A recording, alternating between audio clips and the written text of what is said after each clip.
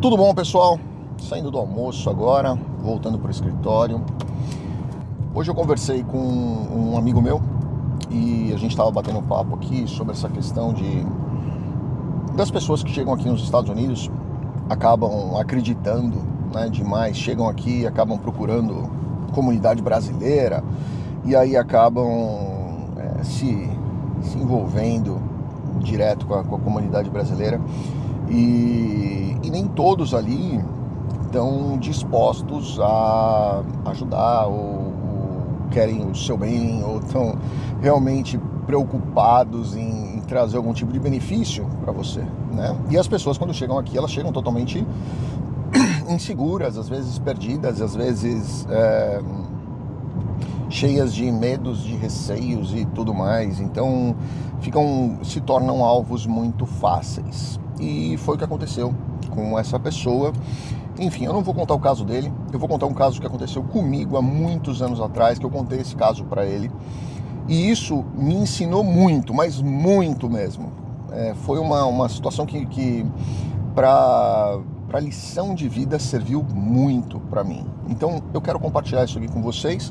Não tem muito a ver com o que aconteceu com ele, mas serve para a gente prestar atenção e perceber como às vezes a gente acaba enxergando aquilo que a história se mostra, mas no fundo não é bem assim, né, que as coisas acontecem. Aquilo não é daquela forma. E é onde as pessoas acabam caindo em armadilhas, caindo em arapucas, fazendo besteira, se comprometendo com algumas coisas que muitas vezes lá na frente vai acabar trazendo para ela própria um problema muito grande, né? Então vamos lá, vou contar essa história que aconteceu comigo há muitos anos atrás, mas vai servir de ilustração e para vocês pensarem nisso, usarem isso como exemplo. Tomara que isso ensine para vocês o que ensinou para mim.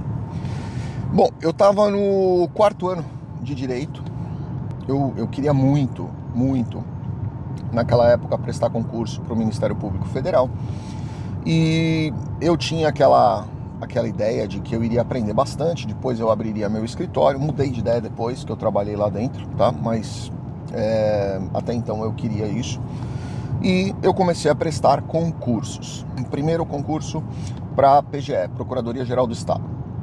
Naquela época a PGE tinha diversas atuações, dentre elas, principalmente na área criminal e civil, ela tinha aí a defesa de pessoas que não tinham capacidade financeira de se defender, né? Então geralmente nomeava um procurador do Estado para fazer a defesa daquela pessoa.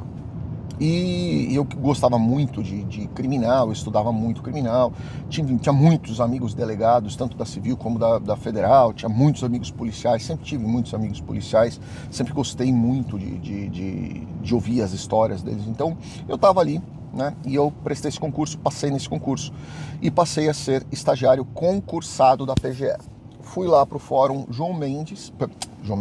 Mário Guimarães, ali na Barra Funda, e comecei a trabalhar com uma procuradora que chamava doutora Ivanira Panqueri.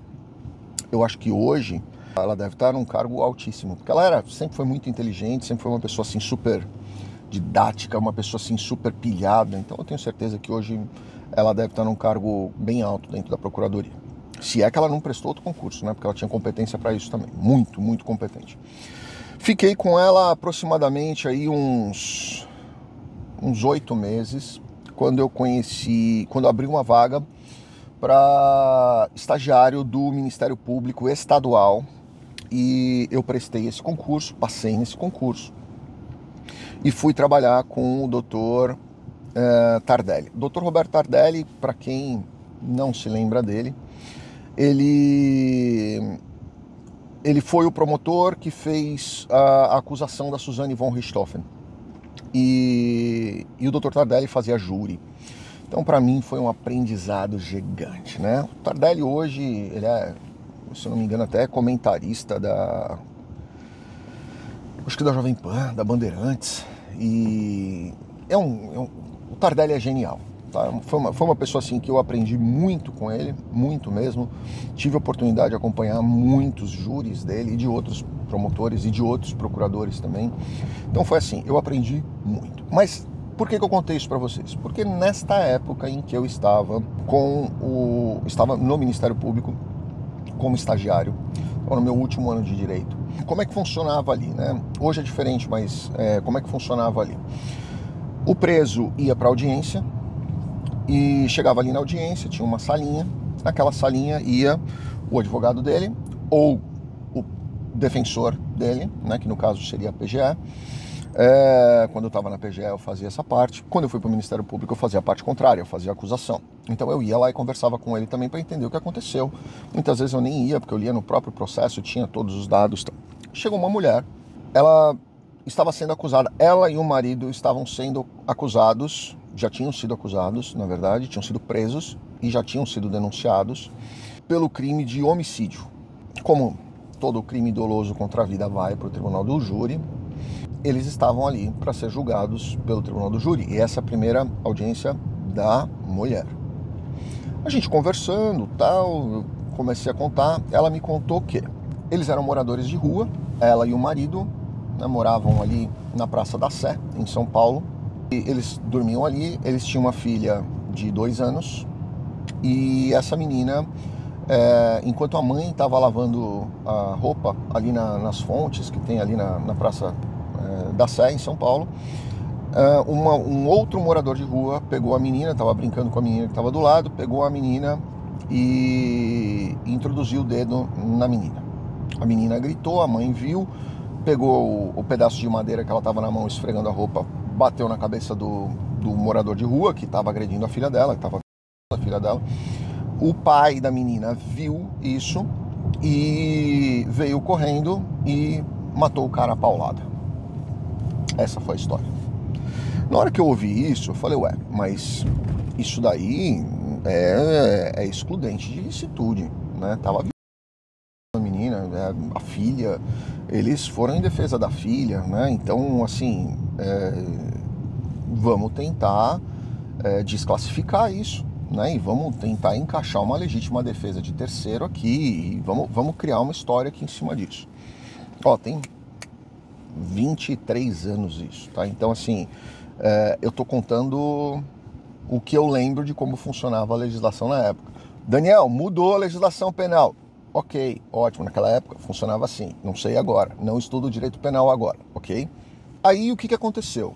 Eu conversei com o marido dela, depois percebi, ele falou exatamente a mesma história, mesma coisa, igualzinho, me deu até mais detalhes. Eu falei, caramba, esses dois estão sendo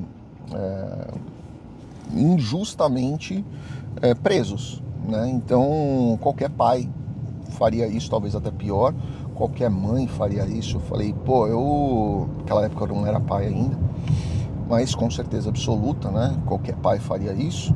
E eu falei, mesmo estando no Ministério Público, a minha vontade era absolver os caras, né? Os dois. Então o que eu fiz? Eu falei, conversei com o promotor e falei, doutor, eu vou estudar essa história, se o senhor me permitir, eu vou me aprofundar, vou tentar juntar provas e se eu conseguir, eu acho que a gente pode pedir a absolvição deles.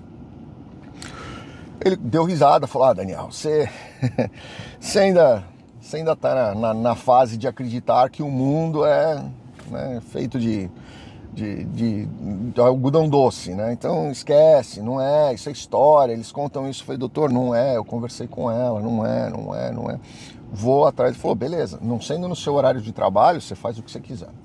Então o que eu fiz? Eu comecei a ir em horários de visitação no presídio onde eles estavam no CDP de Pinheiros, ela no feminino e ele no masculino, um do lado do outro ali.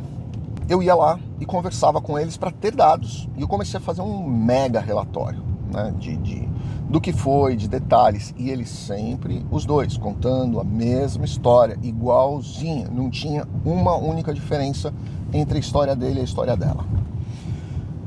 Bacana. Eu sempre perguntava para ela aonde que a menina estava, né? O ponto específico onde a menina estava. Por quê?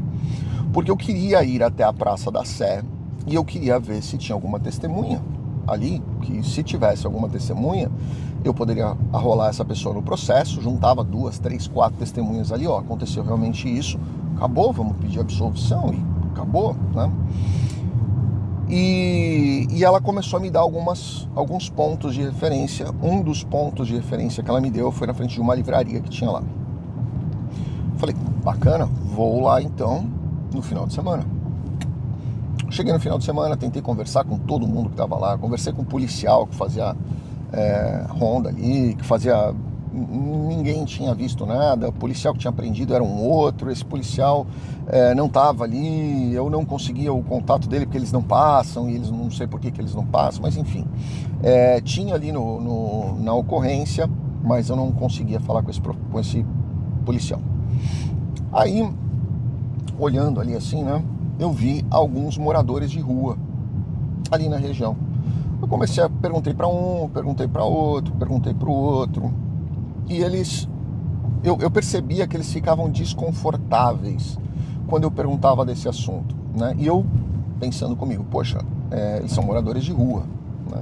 Se eu disser que alguém vai ser testemunha de alguma coisa, esses caras são tudo, a maioria ali é cheirador de cola, né? E eu falei, pô, vou pegar um cara desse, vou levar na frente do juiz, ele tá com medo, ele não quer me contar. E eu comecei a conversar com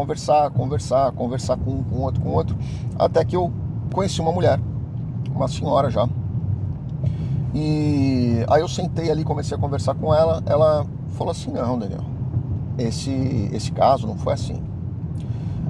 Os dois realmente moram juntos, né? Eles estão juntos, eles não são casados.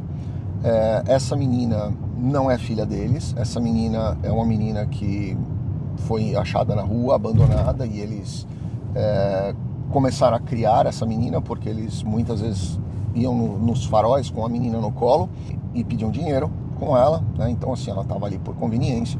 E não, eles não estavam ali lavando roupa ou alguma coisa. Foi uma briga por causa de uma pedra de crack. E aí eu perguntei pra ela, eu falei assim, mais alguém viu isso? Ela falou assim, viu, aquele ali. Aí ela começou a apontar as pessoas que tinham realmente presenciado, e as pessoas vendo que eu estava conversando com essa senhora acabaram abrindo o jogo e falaram a mesma coisa dessa mulher. E aí eu fui, documentei tudo isso, peguei o nome de todo mundo, peguei tudo que eu podia de informação de todo mundo, arrolei essas pessoas e levei pro promotor, né? Eu falei, doutor, tá aqui, ó, a história não é bem essa, isso, aquilo. E aí, esse promotor virou pra mim e falou assim, Daniel, você percebeu o que você ia fazer? Você perdeu o seu tempo, você dispôs do seu dinheiro, você deixou o seu final de semana, você foi atrás. É muito legal, é louvável essa tua atitude, mas nem sempre as pessoas que estão ali se mostrando, se fazendo de boazinhas, nem sempre elas merecem esse seu tempo, ou essa sua atitude, ou essa sua boa vontade. Então, começa a filtrar mais, começa a olhar mais, começa a perceber mais, começa a prestar atenção em tudo o que acontece ali em volta, tá? E eu trouxe isso como lição da minha vida, porque realmente eu fiquei muito decepcionado, muito mesmo. Eu estava muito empolgado em pedir a absolvição deles, eu estava muito animado em saber que, poxa, não importa quanto aquilo ia custar, era a liberdade deles, né? E aquela situação ia ser, caramba, pra mim ia ser como pessoa, né? Profissionalmente não ia mudar nada na minha vida, eu era só um estagiário, mas como pessoa aquilo pra mim seria muito legal, seria um resultado muito positivo, e pra mim foi uma frustração muito grande. E eu imagino que quando você chega em outro país, ou quando você chega em algum lugar, opa, o telefone balançando aqui na tremedeira que eles estão recapeando a rua. Quando você chega nesse país ou em outro lugar, você chega cheio de esperança e fé e tudo mais, de que as pessoas vão te receber ali de braços abertos, e que as pessoas que estão ali são todas pessoas excelentes, pessoas atenciosas, pessoas que querem realmente te ajudar. Quando na verdade as pessoas que mais vão te ajudar são justamente aquelas que menos vão ter tempo para te ajudar. Porque essas pessoas já apanharam bastante, elas já se ferraram bastante, elas já viveram muito. E o que ela for fazer por você, ela vai fazer de coração, sem esperar nada em troca. Muitas vezes quem chega muito chegando em você, quem chega muito se aproximando muito de você, cheio de boas intenções, na maioria das vezes essas pessoas, elas têm segundas intenções e elas estão buscando alguma vantagem para elas próprias, né? Então, deixo aqui esse exemplo que aconteceu comigo, foi algo que me ensinou muito, me fechou muito.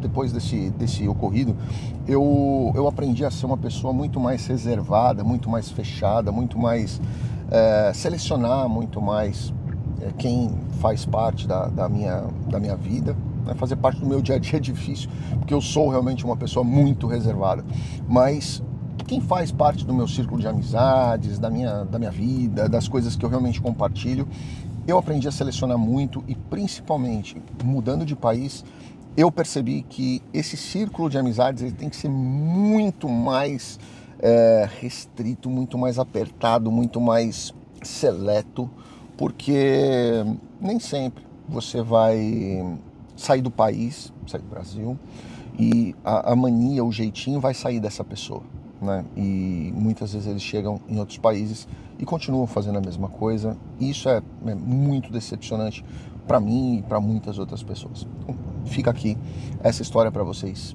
pensarem. Grande abraço a todos, fiquem com Deus. Se você já viveu isso, deixa aqui nos comentários, com certeza vai também servir de exemplo e ensinar bastante gente. Obrigado.